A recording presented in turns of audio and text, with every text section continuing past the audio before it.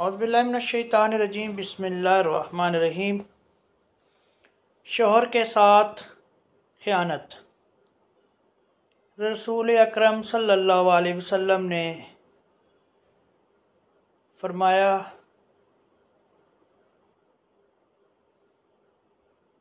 शौहर के साथ ख़यानत।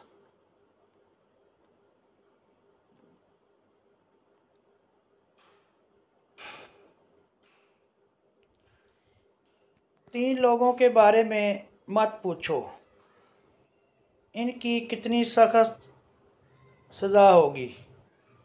नंबर 1, वो शख्स जो मुसलमानों की जमात से अलग हो जाए और अपने अमीर की नाफरमानी करे। नंबर 2, वो ग़ुलाम जो अपने मालिक से भाग जाए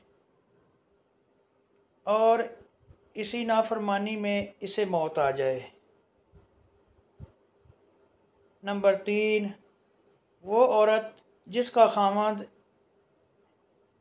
इसको ज़रूरियात और ख़र्चा देकर कहीं चला जाए और वो इसके माल और अपनी आफ़त के साथ ख़यानत करे।